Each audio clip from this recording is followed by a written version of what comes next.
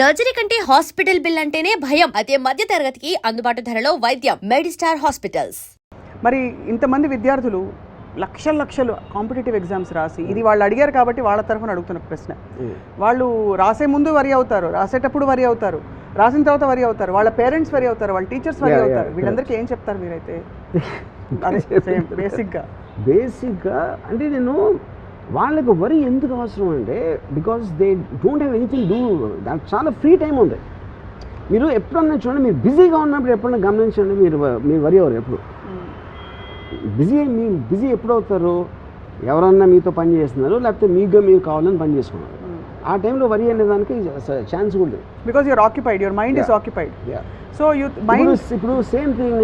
ఇప్పుడు నా ఎంప్లాయీ అప్పుడు వచ్చి నాకు ఏదో డబ్బులు కావాలని అడిగాను.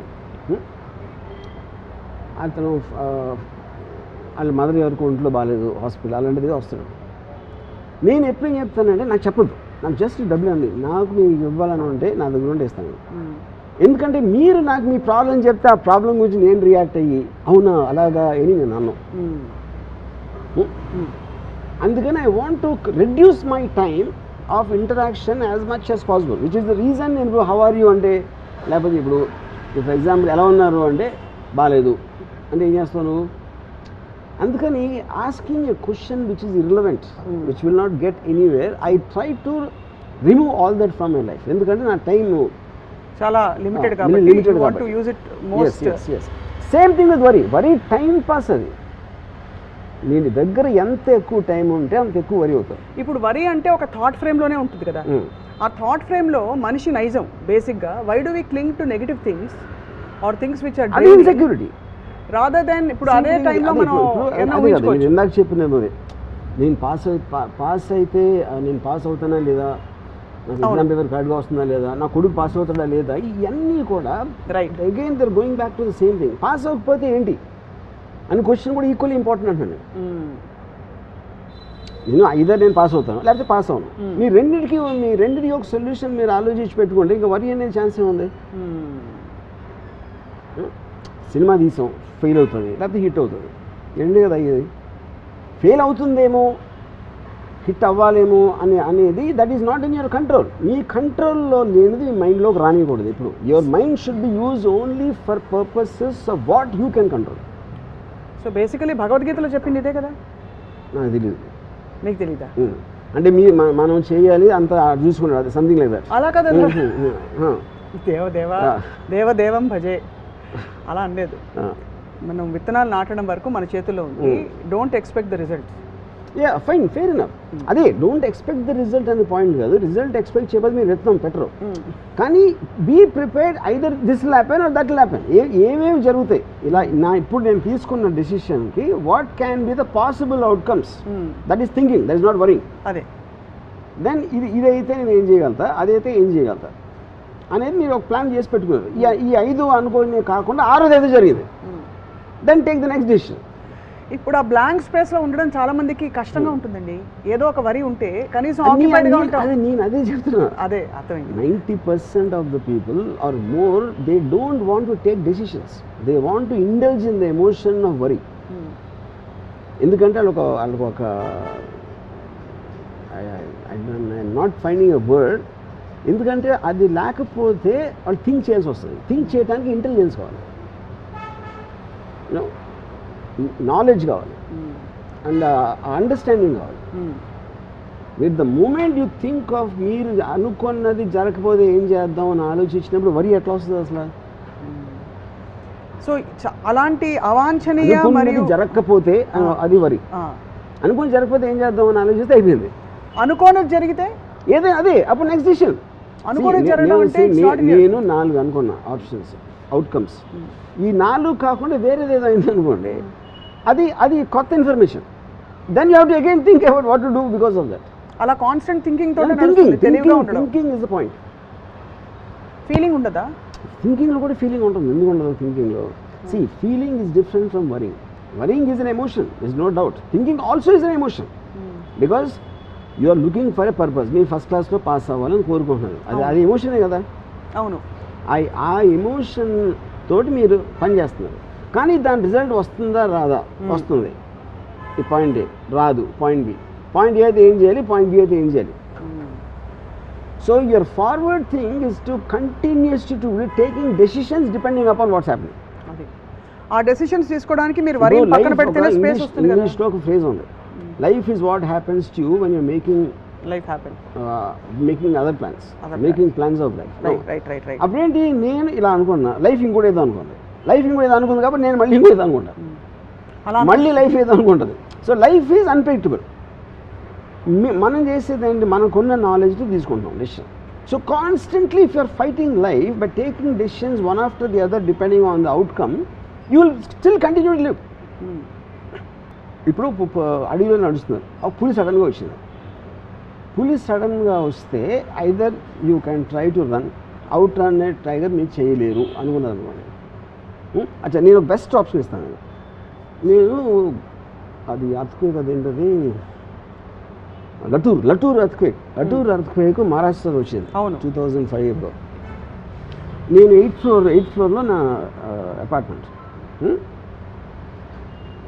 నేను జస్ట్ లెగ్సాను అంటే I felt the building shiver. అక్కడ క్లాక్ ఏదో ఉంది ఇలా అవుతుంది, అర్త్క్వేక్ అని అర్థమైపోయింది. అక్కడ అర్థమైన తర్వాత నా ఫస్ట్ థాట్ ఏంటంటే, the way the building was shaking, I felt it's impossible నేను లెగిసి బయటికి వెళ్ళి ఎన్ని ఫ్లోర్లు దిగి అదంత సీన్ లేదు అనుకుని అక్కడే కూర్చుని I wanted to listen to the sound when the building breaks ఎలాంటి చప్పుడు వస్తుందా, ఎందుకంటే at least I wanted to enjoy that one last moment. Actually honestly it happened. ఎందుకంటే the moment I'm confronted with a situation where I cannot do anything, I just want to get the best out of that. ఇందాక ఆ bomb theory చెప్పిన same thing I let to earthquake.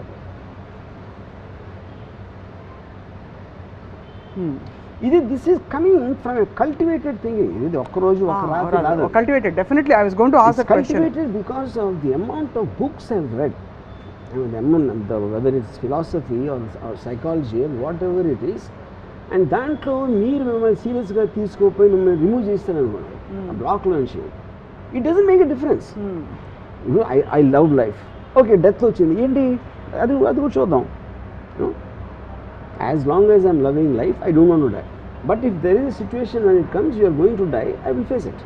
అంతే, అంతకంటే ఘోరం ఏమి ఉండదు కదా. సో కాల్డ్ ఏముండదు, ఘోరం కూడా కాదు అది. ఇప్పుడు ఆల్వేస్ మీరు డెసిషన్స్ నోన్ ఎంట్రీలో తీసుకుంటారు. మీకు already you will be comfortable in taking decisions in known Jones.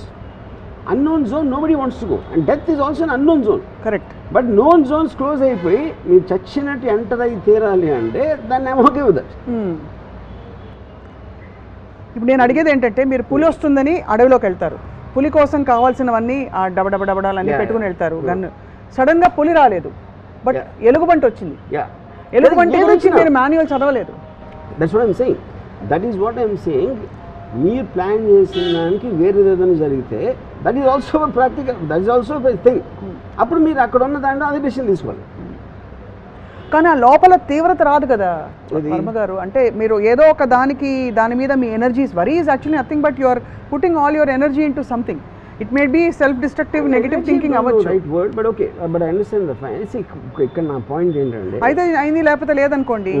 You will not. Ante how do you experience that in totality? Why are we against negative emotions? See, the instinct of you to feel. Ante ila ayipothe ala ayipotundi, ala aithe ila avutundi. Nenu chala simple ga again I will clarify. To think about what is not in your control and you have no way of influencing it is worry. No, to think about what possible solution can be there in your knowledge and understanding, and then if there is no solution also, to accept that there is no solution is also a solution. Okay. Yeah. But at least you are conscious in that thought rather than unconsciously being dragged into. Yeah, I am not feeling depressed. Consumed. You're not feeling consumed by that feeling of helplessness. Removed from the thing. You mentally should have the strength to remove yourself. Got it.